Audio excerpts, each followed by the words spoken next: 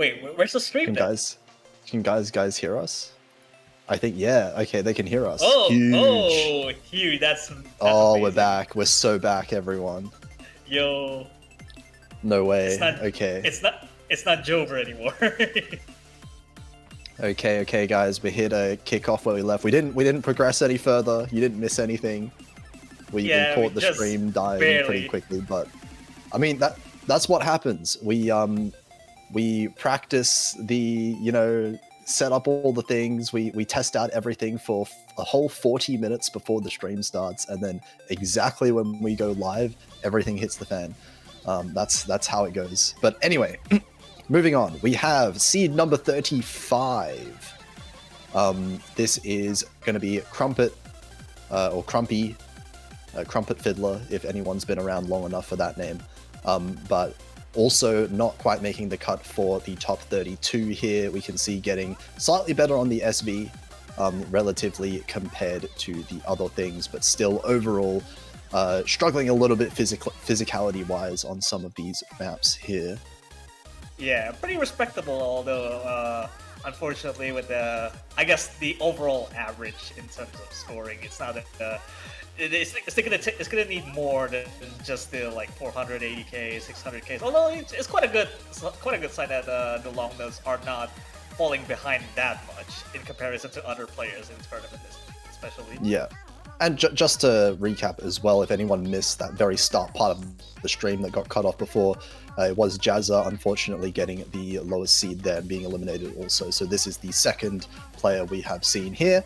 And we'll move on to the next player, also not quite making the cut at seed number 34, is going to be Mark C here, actually reaching top 32 in every map, but just not quite getting high enough in any particular one to be able to make the cut here. This is going to be 2 S ranks, it looks like, or not 800Ks on the Rice, so actually doing decently well with those Rice pool.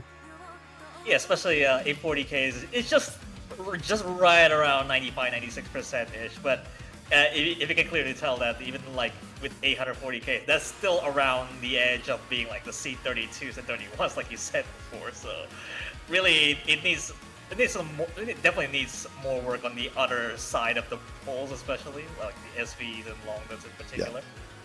We're definitely going to see a lot of people that are not quite as well-rounded when it comes to the LN maps in particular. I think Stage 2 a lot of people struggled with because of the style of map that's not really typical for what you would play when you're playing ranked maps for PP, for example, here. But if you have been paying attention, there is just going to be one more player that doesn't quite make the cut. If you have not been seen in these first 4 players, that means you have qualified for the tournament itself, and the last player that's not going to make the cut at seed 33 is a very interesting one, as you're about to see. Unfortunately, it is going to be Jay. Oh my god!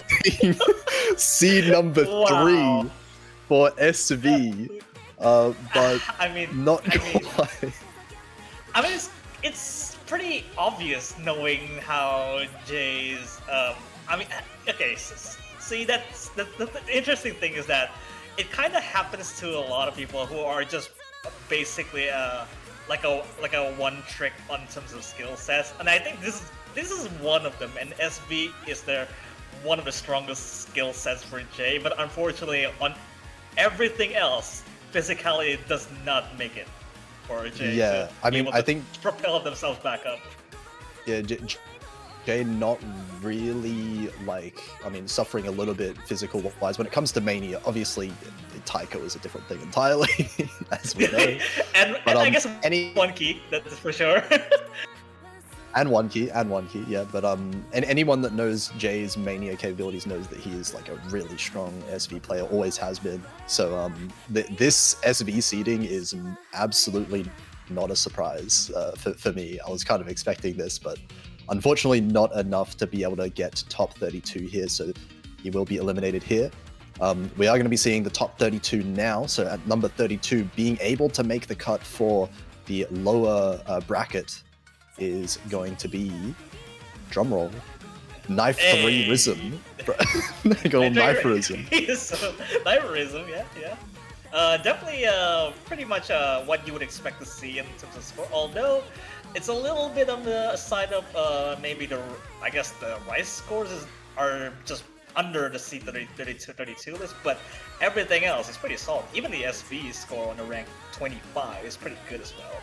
Actually, 800k on stage 2 is kind of cracked for this kind of seed as well. If you're getting 800k, having the LN gamer experience here is nice for him. So he's managed to get through at seed number 32 as the lowest seed in the bottom bracket.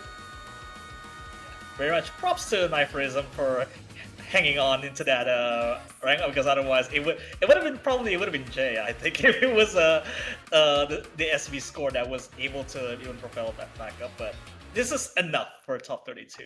And anyone who is kind of looking out at some of these older players as well, you know, Knifrism and Jay that we just saw is in for a bit of a treat for the next player as well at seed number 31. We got GG Snipes coming over here. Okay. Very, very good scores. Actually, very respectable scores for Rice. But even on like a 930k scale, it's like around top 25, top 29. And everything else is just falling a little bit short in terms of qualifying seeds. But the Rice is definitely makes up for it. Oh yeah, I mean, Rice, absolutely. We can see 900ks being gotten here. So going to be more of a Rice player, obviously, when it comes to the map pools themselves later, and struggling, of course, with like the more density LN later on, and the hybrids also. Yeah, that's seed 31 here. It's going to be probably interesting to see what the seed number 30 is going to be once we get to the next player. And I feel it's going to be Komodo XZ. It's pretty interesting spread in terms of score here. Yeah, I mean, we can actually see really strong scores now across the board. We're seeing more comfort already across all the maps, every map being above 800k at least, except for the SV. Obviously, we're having a lot of players struggle a lot with the SV map, as hard as it was, so we are seeing a lot of like scores between this 400 to 600k range. But above 900k for the Rice, we got 800k for the LN. Overall, looking fairly balanced relatively. But yeah, we'll see how they fare with the map pools, which will be easier at the start. The map pools are going to be a lot easier on the first round, so accuracy is going to matter a little bit more there as well. So we'll move on now. Seed number 29. Going to be another old name here coming out of New Zealand, Alaminar. Yeah, Alaminar is quite the OG name to have around, and it's still playing up. I guess not playing for a while even. It still speaks volumes because even on SV, like it's top 12, even with 730k, it's still like it's pretty much the kind of the carry that what makes Alaminar being propelled this quite high, even into the C29.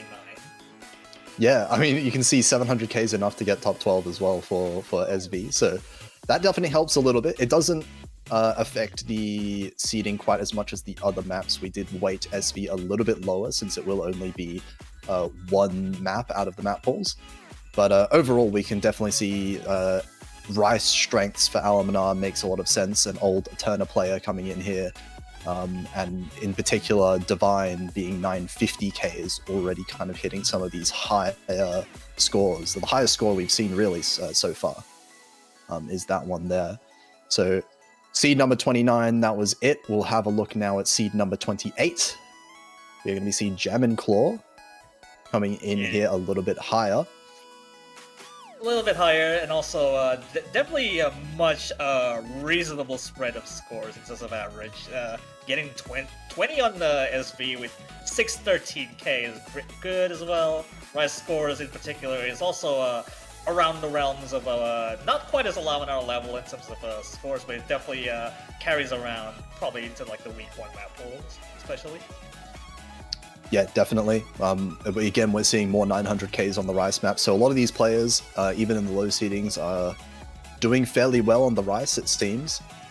More Rice comfort here. And I think honestly, this 865k on LN, the first LN map there, that kind of bodes well, at least for the players that we've seen so far, is a lot more comfortable at LN, Jam and Claw is, compared to some of the other players.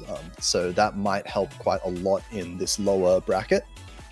But next, we're going to be seeing number 27, going to be the Sorcerer. This is quite the force. This is quite the score for SB, especially. Top 6, 850k, that's just like what you would expect in the top 10 scores on SB, and 850k just barely almost makes it to top 5. And everything else is very good spread of scores. Maybe kind of the weakness is being on the Rise scores in particular. It's not 900k on average, but so maybe we'd have to watch out for. I just have to say, I'm actually shocked that it's possible that someone has their lowest score on stage 3. Like that just goes to show how good they are at LN, I guess, in some ways. But the LN scores being higher than the Rise scores is not something that we've been seeing so far. So this is definitely someone that is going to be looking to pick pretty much LN the entire tournament against all of their opponents with scores like this. And obviously doing really well in the SV as well. Quite interesting score, but yeah, might have to work on the Rise consistency for a bit there, because getting exposed to Rise picks is kind of a dangerous situation in the week 1 especially. Yeah, definitely. And now moving on, seed number 26 coming in is going to be Eplup. Here we can see really strong scores. Now we're seeing above 900k for the hybrid and the LNs here. This is a player that has a lot of experience playing 6 key and 7 key in particular, so it does kind of check out that they're more hybrid LN oriented. Yeah, a little bit of more anti-meta situation going on here. We got unlike any other Rise scores that we've seen so far, have been on the higher side. This time is a hybrid LN side that are more just above average for most of them. And it's definitely showing here, especially with the hybrid score being on an edge of 930k is very good. It even propels into top 20 there. Yeah, we're seeing mostly 900ks. It's really good, yeah. The SV obviously tanking the seed a little bit, but not by a huge amount overall. Now next, seed number 25. I don't know how to pronounce this, but DG9P. 4 times P. All 4 times there. DG9P, I guess, is what I'm going to probably say during streams or something. But you're all the same. But yeah, overall, this is a very kind of well-balanced play, it looks like. Has strong, 900k average on the LN, 900k on the hybrid. Hitting into some of the high 900ks on some of these Rise picks as well. So overall staying fairly consistent, around seed 24 for a lot of these maps. A little bit lower on the SV, but again, I think a lot of people struggled on the SV, so it remains to be seen what the SV scores will really look like in the matches themselves. It's interesting to see that this is pretty much an Eplup seed, but in inverse. So you would see Eplup being very more above average on the hybrid and LS. This is more on the Rise side of things, which is just considered the top 24, top 28 for Rise scores, and even it's still fairly well balanced for C25.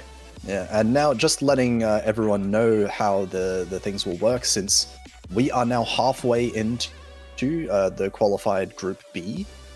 So that means the next player at seed number 24 is going to be DG9P's opponent in the first round. We're going to have Totally Not Nick coming in here at seed number 24, going to be matched up with DG9P. And we can see big difference here. Seed number 11 for SV doing really well overall on Weeble Wobble. And again, very actually well-rounded overall, maybe a bit of a bias towards these Rise maps. Very well Rise-oriented, like you said. 960, 959. It's just all across the board of the Rise picks into the qualifiers. It's definitely showing, being put quite a bit amount of effort being put into the Rise scores there. But the other two weaknesses, being the hybrid and LNs, are a little bit on the out in the open. So maybe DG9P is gonna have to expose that a little bit more. For that. Yeah, I mean, we're already seeing like fairly strong scores here as well. I mean, the Rice pool here, 960k for both of the Rice picks. I'm just thinking in my current state, I probably lose Rice to not Nick at the moment. Yeah, I get it's a given, I think. Yeah, not Nick kind of crushes me in Rice maybe right now, but I guess we're at the point where I would be seated around this area. Yeah, at this just point. fairly lopsided for LNs, definitely for most of that. Yeah, but now next map here, if we're paying attention, this is going to be Eplup's opponent at seed number 23. We are going to be having Willow. Oh boy. A player that I think some people would prefer not to meet early on. Willow is a very, very strong accuracy-based player. So a player that you would expect to crush some of the early pools in the tournament. And overall, we can kind of see that encapsulated here. Some of the earlier rounds, like the less physical maps here, are where Willow seeded a bit higher. But when it came to the LN maps, you know, looking at Jomanda in particular, struggled a lot more on the density.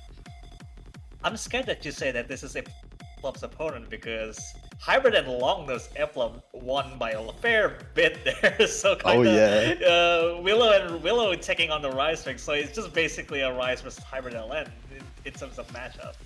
Rise versus Hybrid LN, that's what we like to see early on in the tournament. Oh boy. And I feel like the LN maps... Well, I mean, we'll see how Willow does on the LN maps, because first round is not going to be too difficult, but might be difficult enough, I think, for Eplup to capitalize on. We'll have to see. Something to enjoy for next week. But next player, number 22, is going to be OVRXZ. Not sure how to pronounce that, but is going to be matched up with the Sorcerer. If you remember the Sorcerer at seed number 27. OVR overall, very strong scores, very consistent scores. We're seeing around like the low 20s for pretty much all of them. 973k on Divine, by far the highest score we've seen on that one so far. Pretty strong just overall, like very strong Rice in particular, but also kind of holding his own on the LNs also. Yeah, just want to remind you that the Sorcerer's score is even like it's definitely Sorcerer can take SB for sure because top 7 or top 6 or something along those lines. But then everything else is just kind of the same because of overall average, although a little bit lower. So especially OVRXZ definitely has the advantage of non-SB picks in general. So yeah, it's gonna be a interesting matchup to see. Yeah, I mean, I think all these matchups are going to be pretty spicy early on. Next one now at number 21, another familiar name coming in here for older players, Spicy Meme, rounding out some of these old players returning for the tournament, actually going to be versing Jam and Claw. So we have old New Zealand player over here going to be getting very consistent scores across the board. We can see now all above 900k as well. All fairly decently into the 900k range as well. So we're getting mid 900k for the LN maps, which relatively actually bumps the score quite a lot. And the Rice also doing fairly well. Not really any big weaknesses you can see, aside from maybe the SV a little bit, but you can't really call the SV much of a weakness if everyone has it as a weakness, you know? Yeah, I mean, the obvious thing is that the SV scores are generally fairly low for... I guess it's to be expected because most people don't want to waste any time and effort to do SVs if you're not just well handling them or just ban them outright. So it's better to focus on other things if you don't want to tackle it. Yeah, I mean, look, at the very least, at the end of the day, the people that thought they were completely doomed by the SV, turns out they're not really that doomed. You can see even if you get 500k, it's not going to really tank your seed. Yeah, especially you have other 3 categories to work out with. Yeah, but that is going to be seed number 21. We have 4 more players left in this lower B bracket. So the next one will be seed number 20, and we'll be versing Alaminar. It's going to be Selski. So this is actually a pretty strong seed overall for Weeble Wobble here, and very strong now. These Rice scores, and also Jomanda at the end. This is a very strong physical player here, we can see. Also a very good emphasis on how well-rounded long those scores are, especially with Rice. In contrast is that Jomanda being 951 is almost enough to be the top 16. So LN density is gonna be one of the main hidden key strengths for Celsius in particular. Although Rice skills is for averaging 970 is also an impressive in its own right. Yeah. Yeah, so this is like we're actually seeing a lot of like really close matchups. I think really like close skill level players in this B group currently.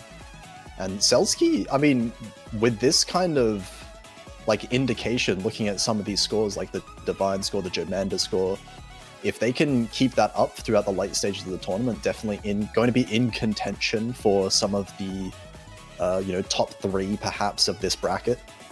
Or even winning the bracket, we'll have to see later on. But yeah, next one is going to be a bit of a funny showing here. We got a cool seed coming up in seed number 19. Oh, because brother. We have the winner of stage 1, Dame Chocobar, absolute GOAT.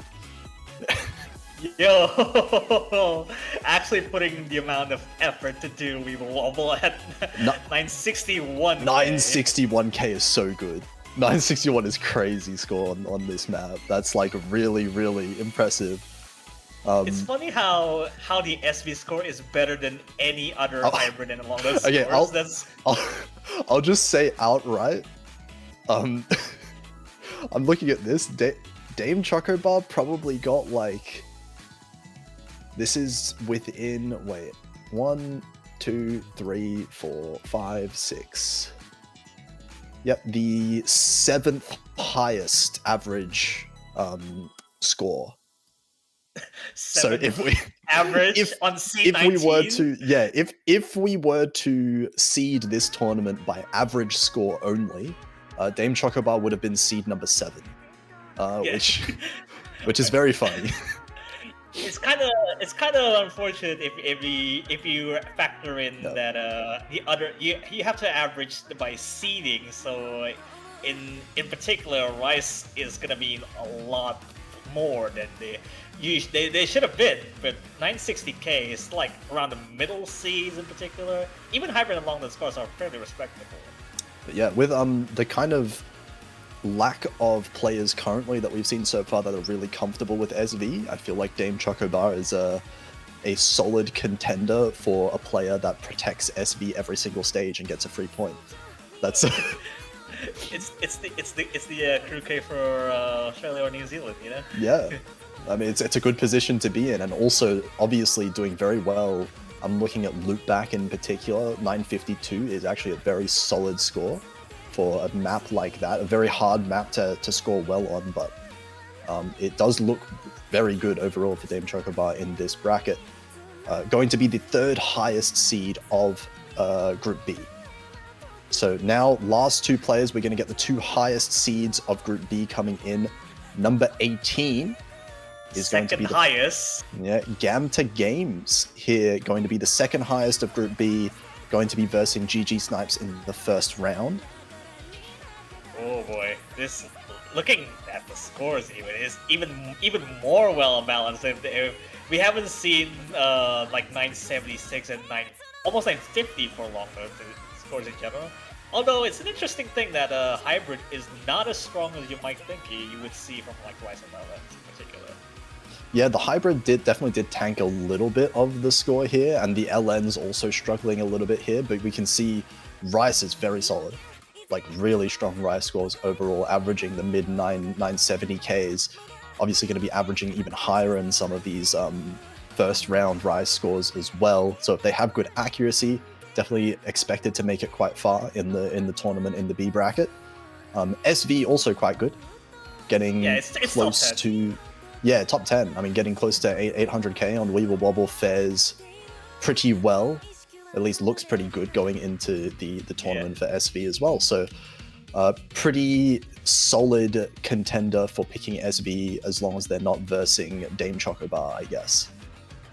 Oh, yeah, I guess. I mean, it's the outlier for SVs in particular. It's not quite a. I mean, the other players from like maybe seed 17 or I guess up until seed 1 that we'll come up to seed later. But this is definitely very good average. Okay, so seed 17 is going to be. It's. I don't know what to expect here. Seed 17 is funny. Huh. It's gonna be Nanoa. Oh. I don't know. Okay. Isn't the name change or something like that? No. It's Nanoa. Nanoa, definitely the highest rated player, the highest rank player in the B bracket, but did end up being in a B bracket. Definitely very strong physically. Like, this player is going to be the physically strongest player, I think, by a wide margin in this B bracket. But that said, the scores, I think, look fairly beatable compared to a lot of the players that we have seen in this B bracket. Like, these scores definitely are not, I guess, struggling a little bit when it comes to the consistency and the accuracy of the qualifier map pools, which is why they ended up seeding just outside of this A bracket. If you discard the SVs out of the equation, it's fairly tough to beat, especially for everything else in the average scores. I did play around with it a little bit. You know, I played around with the formulas and the weightings of the SV.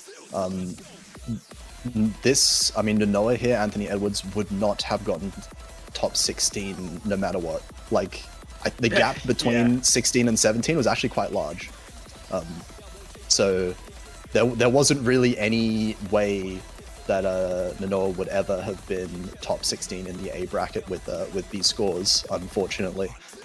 So in this situation here, we can definitely see they are going to excel on the later stages of the tournament. But I think early on, definitely big opportunities to be upset, seeding-wise at least, when it comes to combo and accuracy in like the easier style maps. Yeah, so that'll round out our Group B. So lower bracket is done. Those 16 players that we just saw are going to be the players that will play the Week 1 map pool that will be showcased later.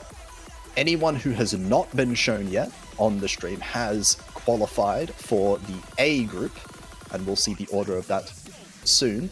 But the A group, just to reiterate, will not be playing the first map pool. They will get 1 week of a break, and they will be playing the week 2 map pool instead as their first round, which will be a bit harder. Yeah, they get a bye for the next week, definitely. So without further ado, let's look at who qualified in seed number 16 of this one. We will be seeing Abelius making it into the A bracket here, scoring very well. Like, we can already see every single one of these scores in the high 900Ks now, except for SV, but we don't have to talk about that. Yeah, very strong showing, especially for a Rise. I believe it would have been like just all FCs on Rise, maybe a little bit short in accuracy just to get into the like high 980s mark there, but even top 15 is just very good to look at, even especially for seed 16 like this. Yeah, very, very strong, well-rounded player as well, you have to say. You know, 962 on Loopback, 950k on Germander. Maybe some of these players in the A bracket might be able to capitalize on the LN somewhat, but the Rice is looking super solid. 980k for both of them. Potentially both FCs. I'll have to look at the scores for those, but 980k definitely seems like it's an FC, or at the very least very close to an FC on both of those, which is really good. Yeah, moving on to seed 15, which definitely qualifies for the A group here. It's going to be Limo 2-3-1 here. Now, this looks like a very well balanced of every skill set on average, because top 14 on SV as well, so, you know, the scores are definitely very close to that we've seen on Obelius. Just a little bit short on the Rise even, I think. Yeah, I mean, this does pretty much look like I'm looking at Obelius' scores again, but with a bit of a better SV score. So it's like Obelius, but better SV. is looking like what Limo is here. So again, really strong Rice, very solid LN as well, and solid hybrid. So I think we're seeing a lot of fairly well-rounded players so far. Nothing really to point out. No obvious picks against Limo, it feels like right now.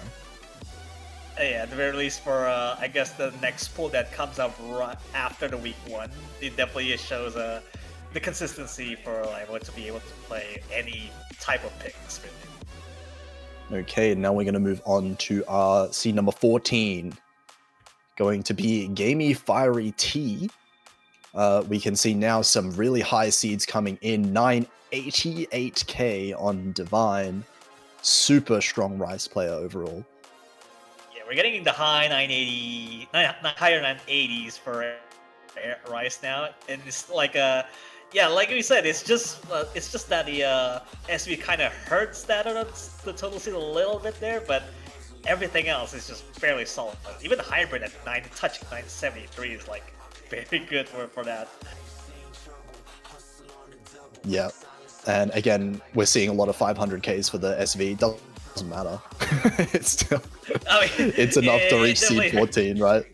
It definitely hurts the seeding, but I guess ultimately, if you have other categories to make up for the top 10 or whatever, it's just gonna count. Yeah, we are seeing like really high Rice scores as well. 10 players getting higher than 988k on Divine is looking very scary for the A group overall, I think. But we still haven't seen any of those players. This is the highest Divine score we've seen so far. So yeah, we'll see if 990s just yet. We'll see if the next player is one that might. We'll see. So seed number 13, we're going to be having Duka Duka. Going to get actually not higher scores, no 990s, but 970s, like almost across the board.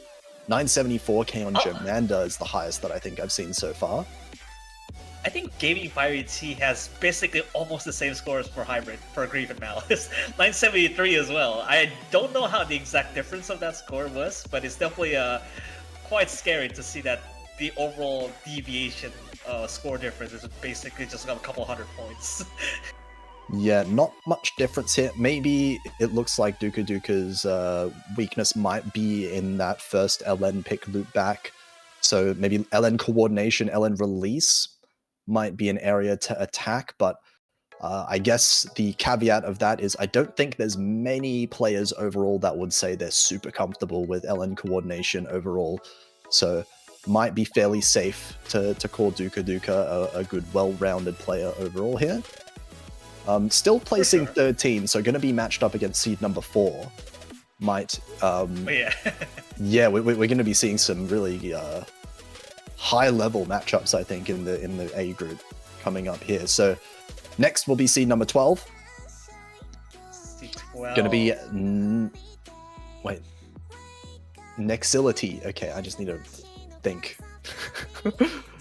Yeah, this is the first. This is the first breaching top 10 for any single thing except for SBs. Except for SBs. Jomanda being 981, being top 9, and Loopback being 982. So you can almost kind of tell that basically it's LN main until you get to see the Rice scores being almost the same. Yeah, I mean the LN scores are really impressive here. 980k on both of them, pretty much 980k on both the Rice as well. Maybe falling a little bit further behind with the hybrid, but the hybrid was also pretty tricky. So I would say comparatively with a lot of other people, probably going to be looking to attack the LN pool against some of the other players. But again, another really well-rounded player, can play both Rice and LN quite well overall. Quite well, definitely. For C12 to be showing up this kind of level is a pretty interesting spot to see. But until we get to like seed 11, I think it's going to be fairly interesting to see the average scores here. Once we get whoever's on the seed 11 here is going to be, I don't know, it's fairly interesting. I think there's a big there. jump. Oh my god! Oh, that's a big jump. Like I said before, 995 on Order F and the Rice on go. Divine. we have an overall seeding of 4 on the Rice, getting number 2 and number 6. And I mean, Hybrid also, number 9 on Hybrid. Every score is super high except the SV. Again, we don't need to talk about that. That's only 1 point in the end, but the Rice is doing some heavy lifting here. Seed number 11, but with scores like these, definitely a player to look out for, like upsets. Could very well just win out every Rice pool if they have the consistency in the matches. Yeah, we've seen top 10 spot from like next to the initial Manda, which is top 9, but we have 3 top 10 spots for for non-SB picks. It's all the Rice and the Hybrids. Yeah, and I mean, you might think that this is a really strong player to see only at seed number 11, but I'm just like having a look on the side at all the players that are top 10, and yeah, the players that are top 10 are pretty damn good at the game, have to admit. Definitely. It's just 995 is just very hard to reach if you're not that good at sharpshooting. Yeah, and now we're going to be seeing seed number 10 coming out here. Who will be better? It is going to be Einsel, and we can say not quite as strong, obviously, with the Rice, but very close, and even stronger when it comes to the LN as well. We've got 991k for both Rice. We've got 985k for Loopback. We're hitting the top 10 with both of these LN maps as well, and a very strong SV also to round it out. Yeah, again, 3 top 10 spots like you saw just before.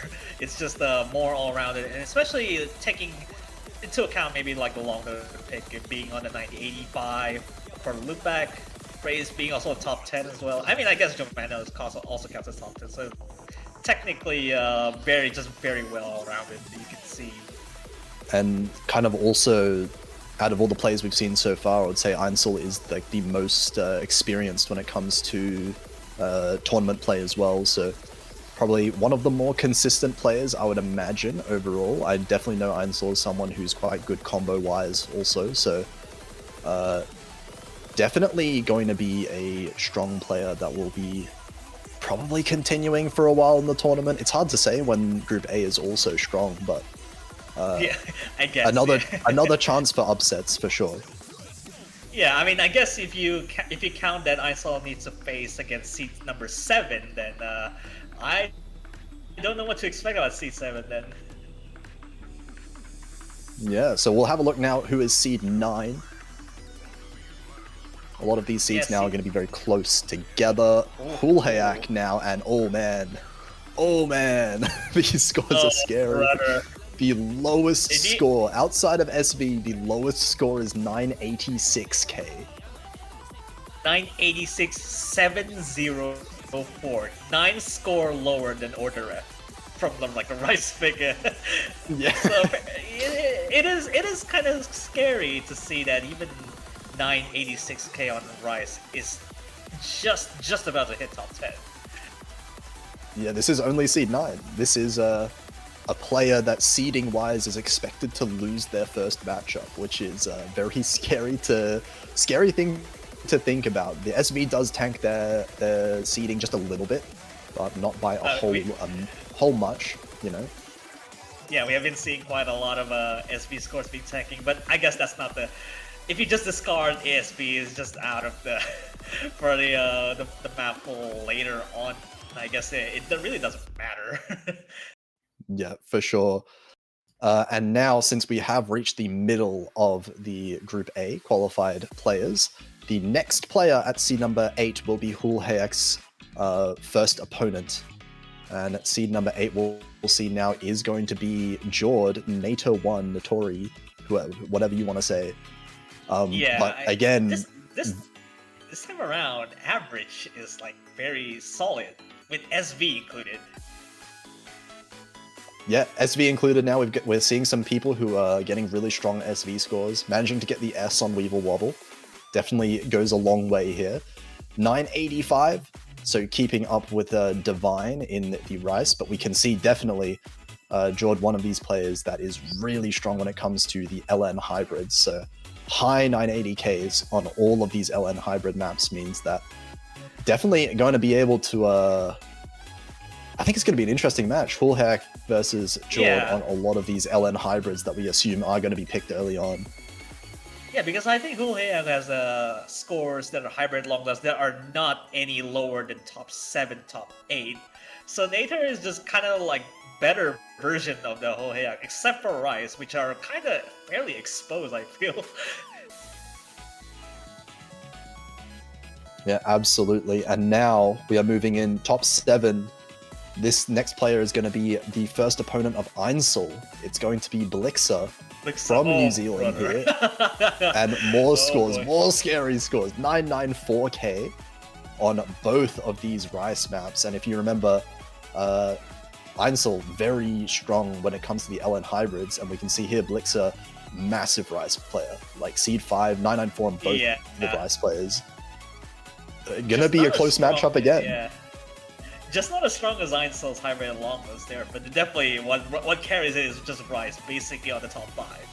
And of course, I think we will almost just about to hit S rank as well. I think 804k is also very solid as well. Yeah, Weeble Wobble. Weeble Wobble also doing massive work here at number 9. But yeah, that is going to be number 7. Number 6 coming up here. Going to be versing Demogus first, actually. Oh, brother. Oh, no. Oh, no. Wait, we've got... Wait, hang on. Interestingly enough, I feel like... Okay, this is going to be a fire match, actually. The first top 3 spots on, like, Longnode.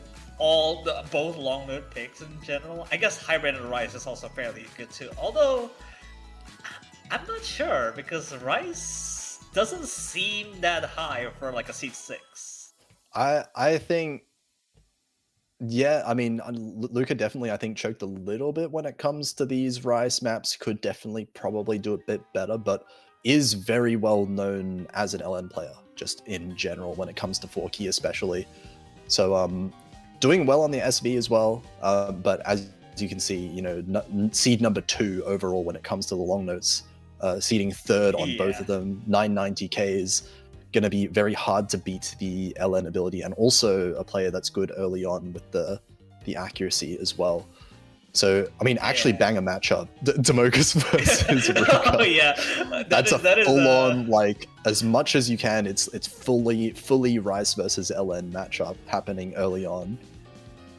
Also, yeah, with the I think with these kinds of scores later on, once we get to like the top 5 seeds, I think it's just gonna be a margin of error of whether or not you get more 200s or not, because essentially all of these scores, except for SVs, are just FCs, basically. Yep, pretty much not many misses happening at this point from now on, for sure.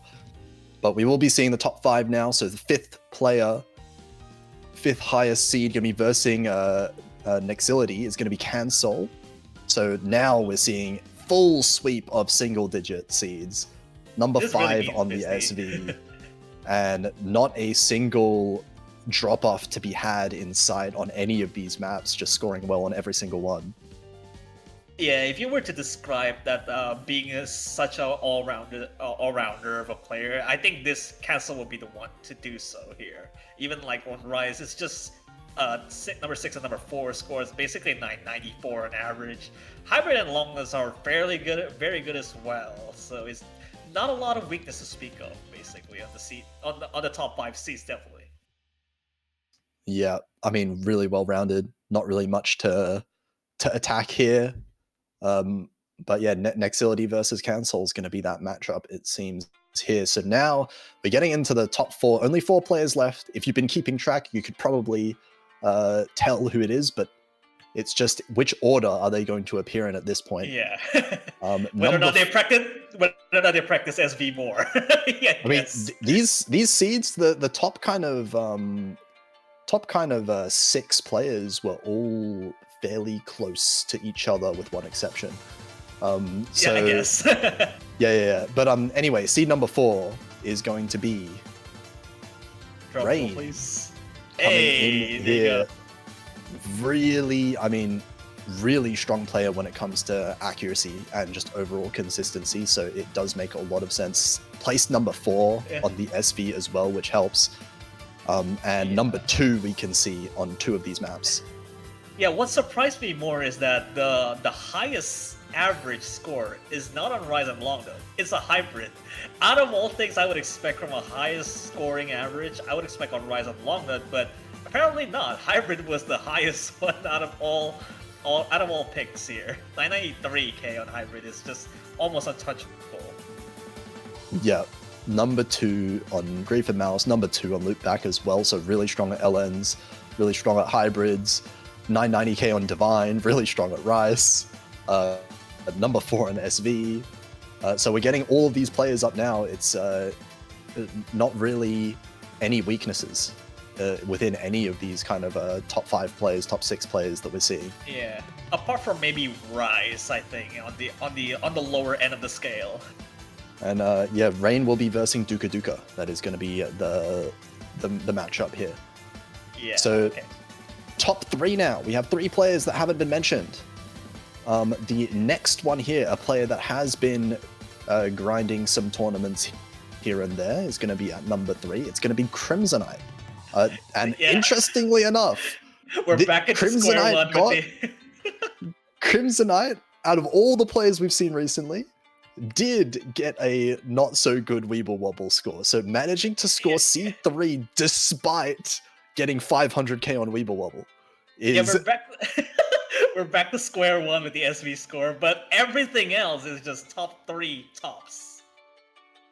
Yeah, like these seeds are scary. Like these scores are so scary overall. 995k average on the Rice, 991k on Grief and Malice, 993 on Joe Manda, getting number 2 on Joe Manda as well. Although yeah, I think Crimsonite shown quite a bit of choking on Loopback, I think, which I mean it ultimately really doesn't matter because top 5 on Loopback is just not an easy task to do. I mean, it's Loopback is a really hard map to act as well. Just be consistent on. Like it feels like it lasts a very long time, and it's just overall like very like demanding when it comes to like the non-stop coordination, non-stop release timing.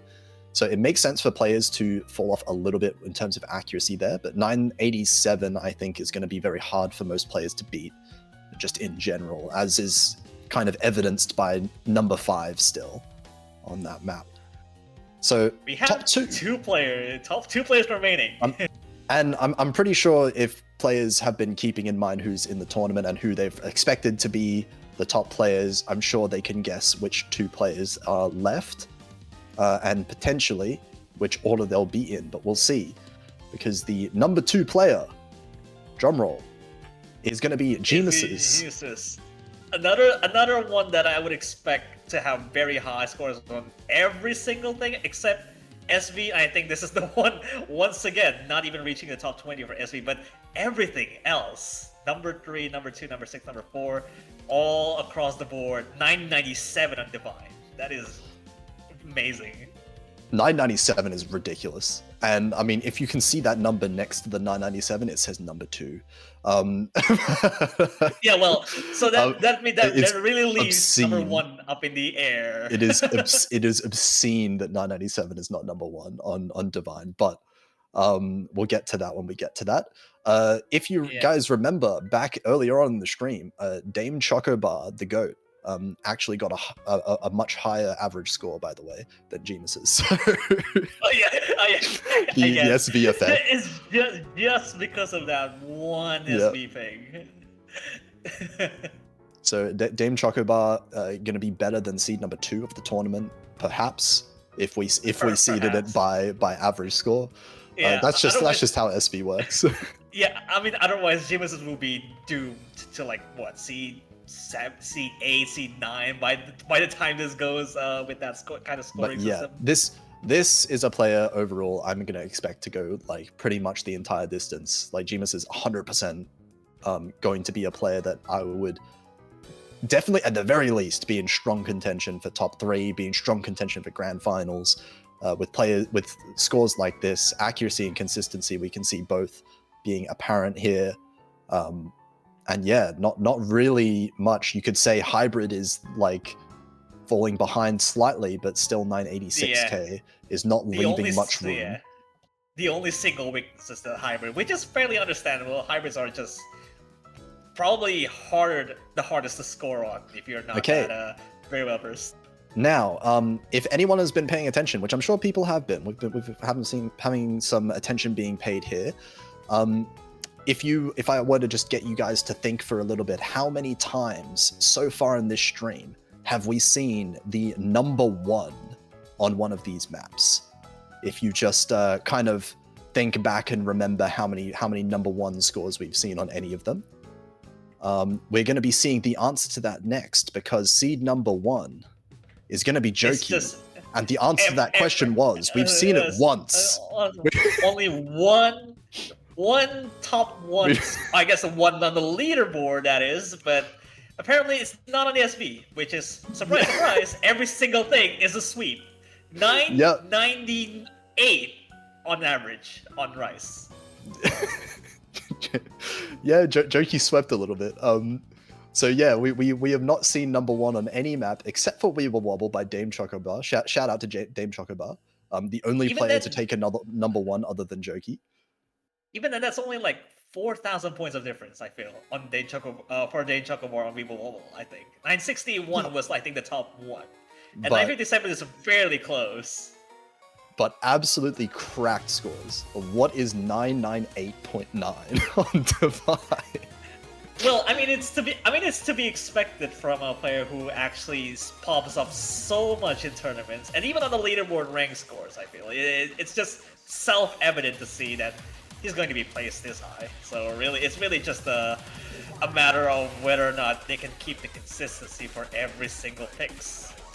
Yep, so we'll see. It does look like Joki deserving of seed number 1 here. Going to be the final boss, it seems, of the tournament itself also. And I guess also good luck to Abelius, who's going to be Joki's first opponent in the early rounds. I guess, I mean, at the very least, early rounds are where you are probably going to be able to do the most damage. If there is any kind of like individual chokes, they are going to matter a lot more in the earlier rounds, but we'll see. Yeah, individual choke just matter. So just try your best to take a little bit of a dent against the Joki, especially. Okay, yeah, but that is going to be it for the qualifier, the qualifier reveal, at least, right? With the seeds, we are going to be posting the full stats and the full sheet with all of the scores in them on the Discord if they aren't there already. I don't think they are yet, but they'll be posted very shortly, so you can go and browse through the full results and see how everyone did and stuff like that through there. Shout out to Oct making all of that look super nice. So they are well presented there. So in a short moment, we will also be moving on to the Mappool showcase now, it seems. Oh, we've already got it prepared. All right, we already got it, all right. There we go, yeah.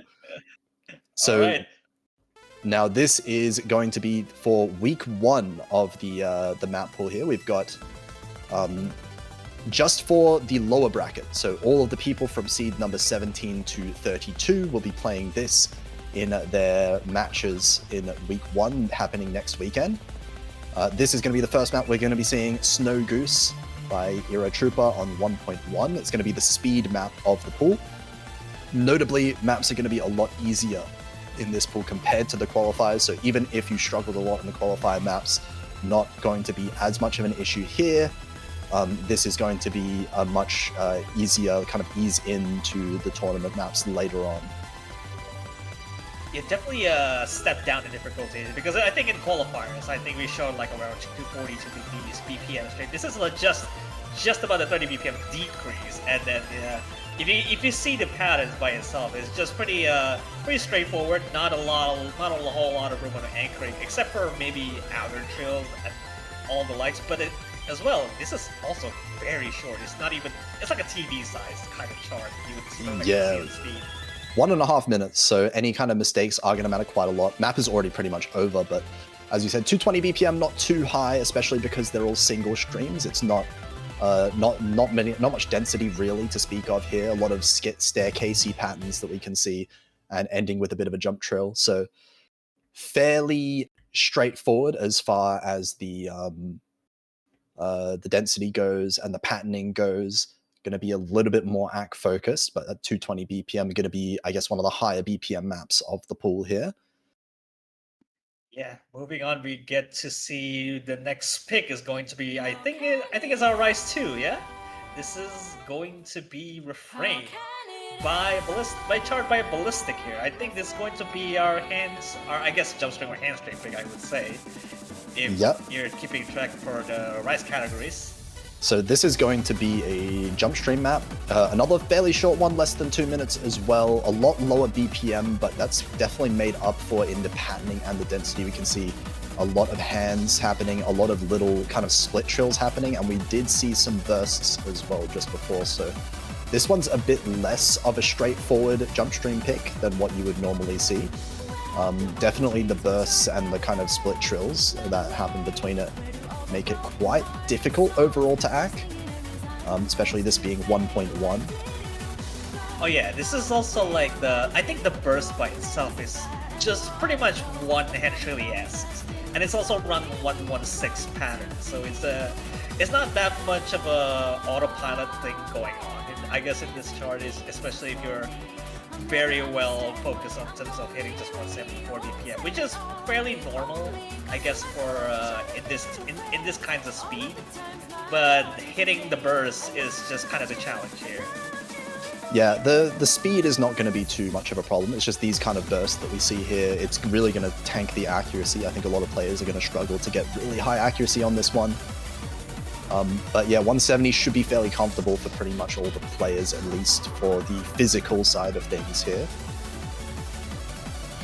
But yeah, just in case we weren't aware, we are going through all the Rice maps. We have 4 Rice maps, 2 LN maps, 2 Hybrid, and 1 SV before the tiebreaker. Yeah, we get a little bit of a spike like there at the end there. Like we saw, I think, almost just 1618 roll, just complete roll, like not the ones that you saw in the burst there, but that's going to be our jump stream pick here, and we're moving on to, I think, to our Rise 3, which I think, you know, what actually this means for, you know, I think this is the one that this is focused more on the, I guess, technical side of things. But, yeah, you know, this one being a bit more technical, overall, I guess a little bit more mixed. Generally, compared to the first two, I guess the first map being the most straightforward one in the speed aspect. This one going to be a little bit more tricky. It comes down to more of these, like, I guess, slight burst patterns as well, and this one also being a lot longer than a couple of the other ones. Yeah, we saw a little bit of a, I guess, LN release there, which is kind of the trickier one. Is that even if you hit the I guess the more of the polyrhythmic snaps, or I guess not polyrhythmic, it's just the sporadic 1/6, just gallops, I guess I would say, and then everything else is just you have to autopilot most of these, and this runs at a much longer pace here, 2 minutes 42, outside of we saw like less than 2 minute parts like we saw before.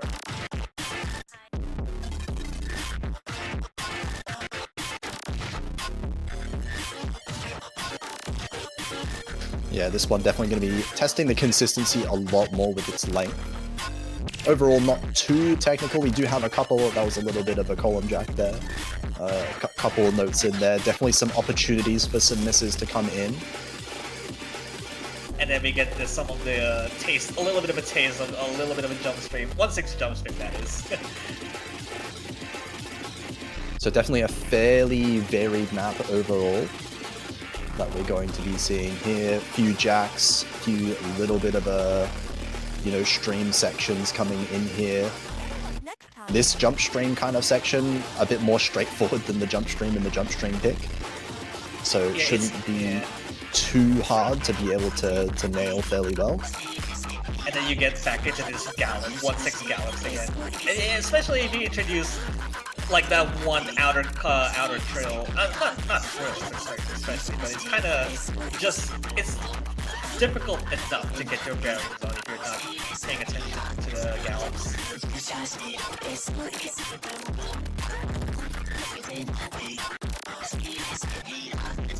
Although it gets a little bit more difficult because of introduction of more varied patterns and whatnot, because it introduces almost mini jacks and 3-note jacks in between.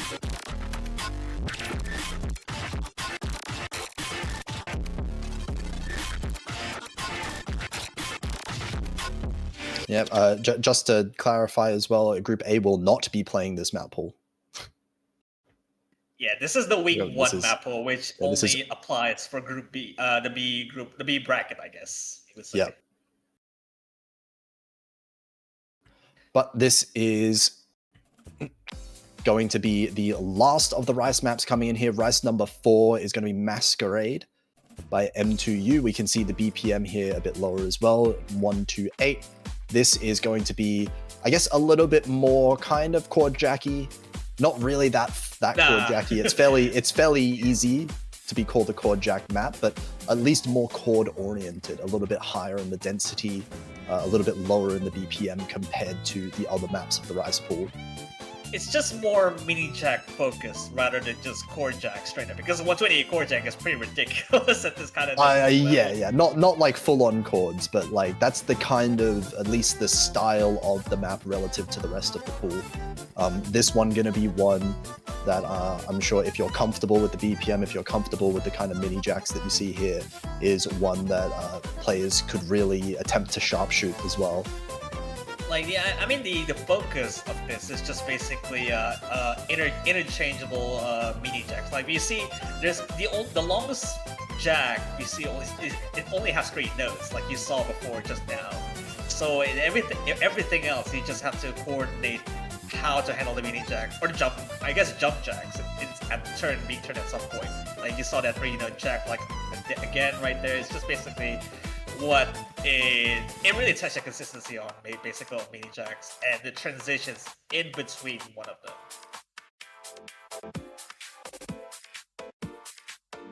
Yeah, and overall a fairly consistent map. I don't think there's any like big difficulty spikes happening here. But yeah, just consistently seeing like occasionally these mini jacks here. Faster BPM equivalent compared to some of the other maps that we've been seeing, right?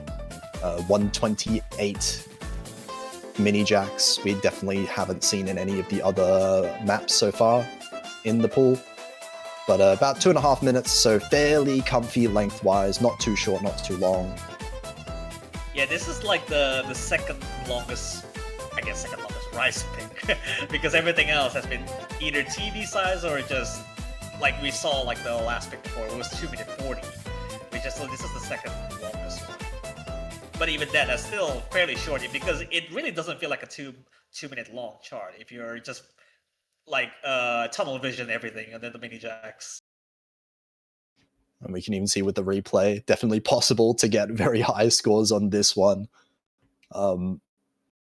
But yeah, that will round out our Rice pool. Those were our 4 Rice maps to be played in the first week. Now we are going to be moving on. Which one comes first? It is going to be the LN first. Yeah, I think this is our LN coordination, or I guess the more popular term would be coordination rather than release, but this is pretty much on the dot for coordination. This is, you would normally see just how you would coordinate long nose like very properly in terms of, you know, finger switching and whatnot. So this is just fairly standard coordination LN thing you see here. So yeah, again, not too long, 2.5 minutes, but to some players this might feel like it lasts a bit longer just because of the nature of coordination overall. Coordination featured in this one is not very hard. It's maybe a little bit uncomfortable for some players, but I would say a lot of the difficulty also is being able to avoid the 200s overall, because some of the release timings are a little bit tricky here. I think it is on the I guess it's slightly higher OD than you would expect for LN coordination, but I guess it's to be expected really, because it's what really means is not choking too many 200s on this.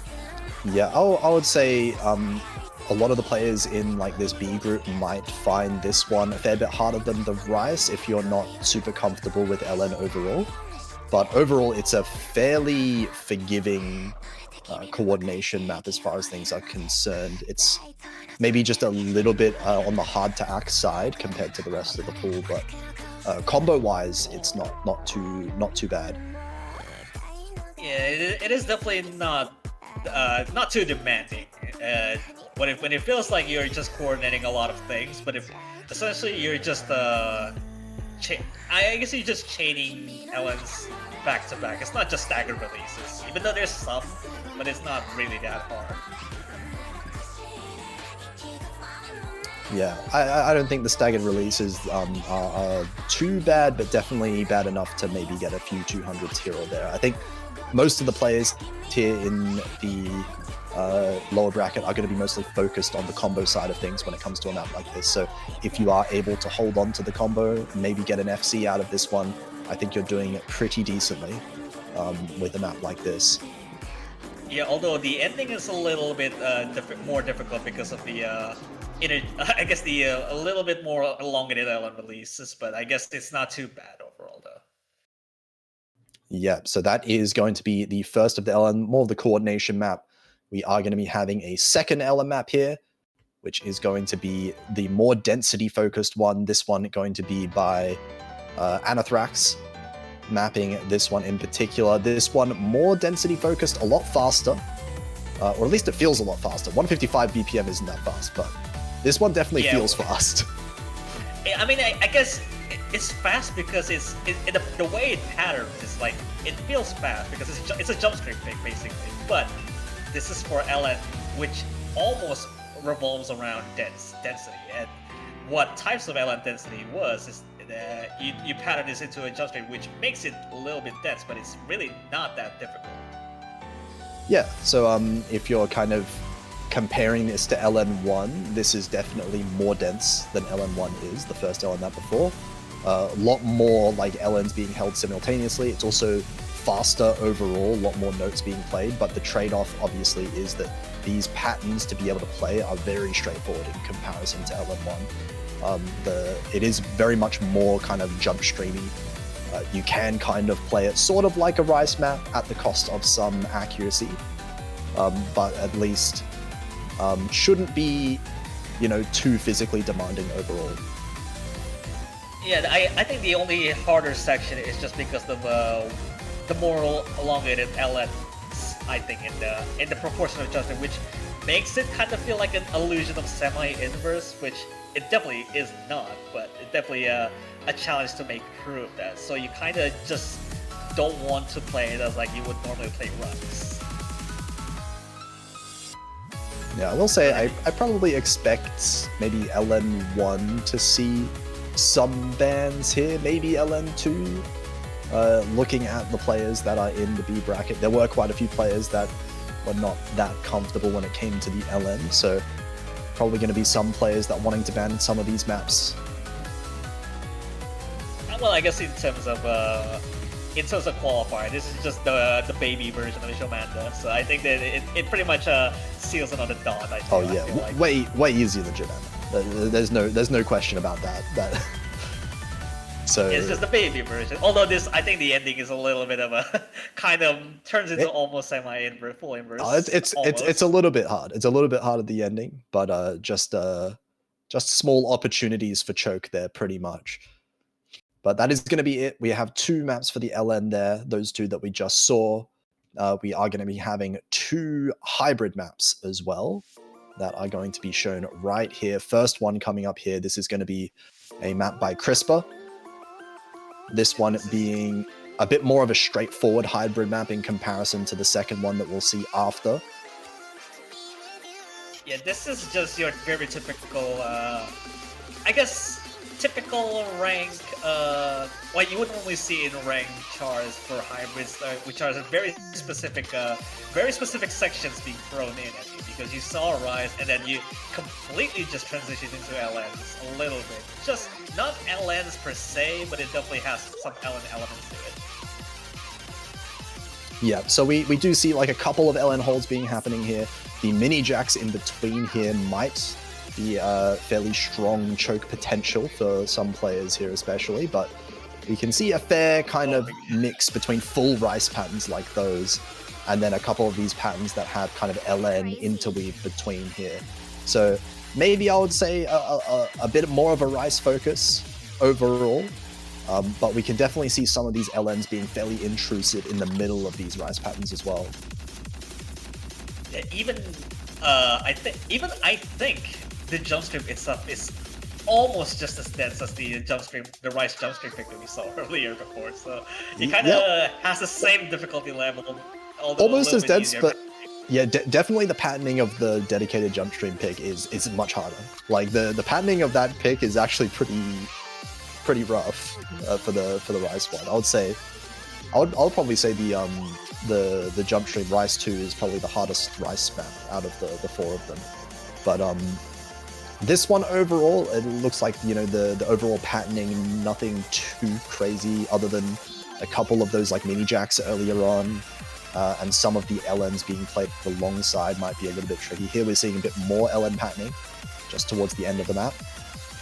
Yeah, this is definitely not as demanding as an LN pick you would see, but it definitely has some nature to transition in and out of it, which kind of makes it the challenge for hybrid picks in general, because you saw quite a bit of divisive high scores on like the Griffin Malice that we saw in the qualifiers, but this is definitely within that realm. Yeah, I mean, you could say again, baby Griffin Malice in some ways is this one. Kinda.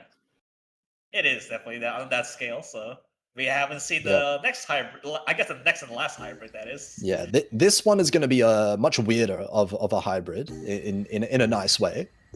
This is going to be much more technical overall and a bit longer as well. I would say the thing to note about this one is fairly bursty, and also there is quite a big kind of difficulty spike towards the second half of the map in particular. Like these early patterns, a little bit of burst, a little bit hard to maintain the accuracy, but very straightforward and very kind of easy to play. But the map really does pick up in the second half. Even it doesn't sound like there's not that many notes, I guess, in the first half of it. I guess the patterning itself is also kind of tricky, because it doesn't really feel like a continuous flow of any sort of patterning here. It kind of sporadic between mini jacks, and it kind of just changes at the burst, and it kind of just changes again to more of the nature of mini jacks and then whatnot. But then once you get to the second half, it just gets weirder, I think. Yeah, and we're going to be seeing that eventually. We're still in the first half here. We can see just like a fairly healthy amount of just occasional LN here, nothing too crazy LN-wise. A few kind of easy to mess up snaps when it comes to some of the rice. We can see some LN release here. Definitely going to catch players off guard, at least for accuracy, but I don't think I would expect many combo breaks at this point still. And also, yeah, this is also OD 7.8, which is on the higher end of that. And then there you go with the LN releases. Very focused on that. Yeah, definitely much more like technical with the LN releases here. Much more LN focused than I would say Hybrid 1 is, but that kind of bounces out a little bit. Hybrid 1 definitely more of that rice focused map compared to this one. This one going to have more LN difficulty, but also a fair amount of rice. We can see the mini jacks coming in between and a few little rice bursts as well. Oh my god. Yeah. Mini jacks on 1-4 is just brutal. And then again, it just anchors itself.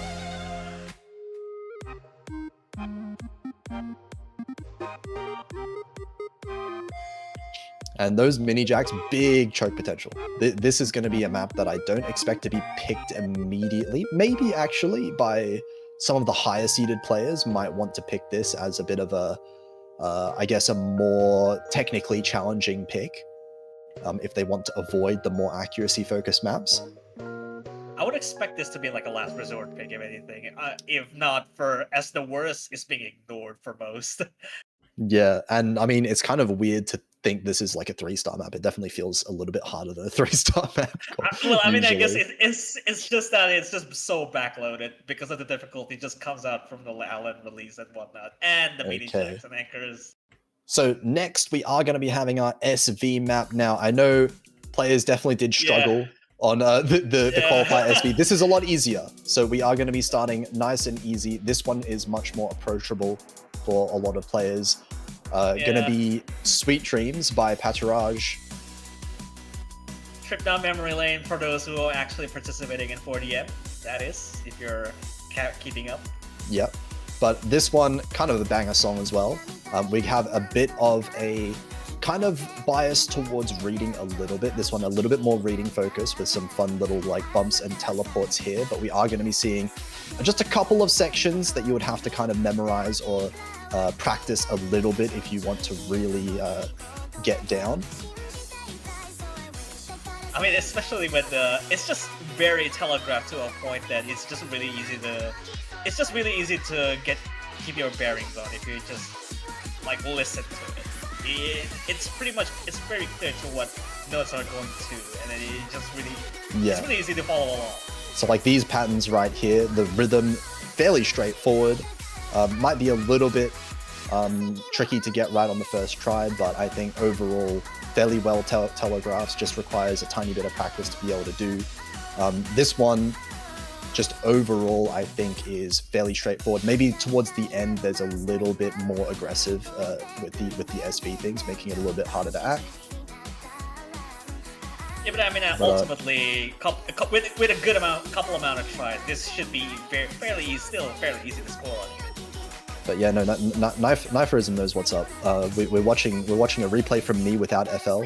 I'm just gonna say my flashlight score is 996k. By the way, I struggled a lot making this replay. just imagine finding a non-flashlight score from Potassium. It's just like one in a 1,000 chance of you getting CC'd at. This score did not manage to reach it's not visible on my local leaderboards on the top page. It's too low. It's just too. You just practice a whole lot to get a 996 on flashlight, and then everything else just gets drowned out by your non-flashlight scores. But yeah, anyway, towards the end, a little bit trickier with this patterning at the end, and it does require quite a lot of consistency, but overall, I think this map is super fun, and I think a lot of people are going to enjoy this one, even if you're not like a super strong SV player overall. Yeah, it's just easier to follow along because of the song itself as well. Okay, and next, there is only one map in the pool left. We have the tiebreaker coming in here. This one, not going to be able to be picked. You're not allowed to pick this during the match. This is going to be the map that is played if both players are tied in score at the end of the regular match itself. Yeah, this is quality control, not the one that you were thinking of. I think the tiebreaker chart from like what, Soft 5, Soft 5 or Soft 6. I feel like I think this is a different one. Yeah, I'm trying to remember because I know I've played this one before. I believe it was in a GBC somewhere, like a few years ago, GBC like 2023. Before they really started going more international. This was like a kind of China only tournament that I think I played this in. That's kind of like where I found this map at the very least. But a fairly well-rounded map overall. Danny PX obviously good mapper here, but this one is definitely going to be pushing the limits a fair bit harder than the rest of the pool. Obviously star rating being harder than the rest of the pool, and also we can already see the patterns being a decent step up. This one going to be more similar in difficulty to the week 2 pool. So okay. I mean, the burst itself is already harder by a long shot. I mean, even with the intermingling doubles and the burst like that, it's just really hard to get through. Yeah, maybe LN-wise also just not quite, kind of similar LN-wise compared to the LN pool of this pool. So the Rice, a decent step up though, for sure. It is definitely like when you get the technical pick, but then you just like do lots more bursts, but then you kind of transition into more raindrop-ish LNs. Yeah, and I think this is a probably pretty appropriate level. I'm excited to see because we had a few close matchups that we saw in the B bracket. Those players in that B group that were similar in seedings were kind of getting like, 900k-ish scores on the qualifiers. This one's still much easier than all the qualifier maps. So yeah, definitely. We're looking at players that, players that might play this map that are close in seeding. Yeah, okay, these LNs don't choke. These are evil for don't choke. For a very early round tiebreakers, this is evil to release this. Yep. I mean, it's easily comboable at the very least. It shouldn't affect your combo. I think that's going to be the main concern with most players here, is just holding the full combo as long as they can. The accuracy, if you drop a couple 200s on those, I don't think it's going to be of much consequence. But then it doesn't feel like a 4-minute long chart even, because if you factor in that it's pretty easy to grasp on how the patterns in between of those jump stream and the burst and whatnot. It's just fairly straightforward as far as tiebreaker goes. It's pretty easy to tell where the LS and the burst comes in, and this is pretty much the rehash of the first half of this. Yeah, I mean, there's not anything that's like overly tricky here. It's a bit of a step up in terms of difficulty, but not in like a completely wacky way. Like, it's fairly straightforward. It's just a bit of a step up in terms of the BPM, a little bit step up in terms of the snapping, but it's still mostly fairly comfortable. Yeah, it's still, I mean, this is still pretty much just about easier than Grave and Malice, like in the qualifiers, but if you take into account the hybrid difficulty of the nature of this thing, it's still pretty much what goes on, I guess, for tiebreaker. This is still way easier than Grave and Malice, I think. This is still pretty much, yeah. Yeah, I mean, I think my score on this one is pretty comfortable, like 985k. And to be fair, I haven't actually played Grief and Malice when I was, good at the game. So good at the game. Yeah, okay. back when I was not bad. But yeah, that is going to be our tiebreaker at the end. Bit of a step up. Going to be hopefully seeing this being played, maybe a few times in the weekend. But we will be having just Group B being playing their matches. We'll get the schedules out as soon as we can tonight. And then you'll be able to reschedule. We'll have more in the announcement post there, but make sure to check your times as soon as they're out and reschedule as soon as you can with your opponent if you can't make the time that's initially scheduled. Yeah, and this is quite a bit of a banger matchup going on for the B bracket as well, especially for when we factor in some of the matchups that we saw. I guess we see just about when we saw the seed reveal earlier. There's gonna be, I think, probably at most like 1 or 2 tiebreakers to be shown. I feel. I mean, hopefully we get to see that. So.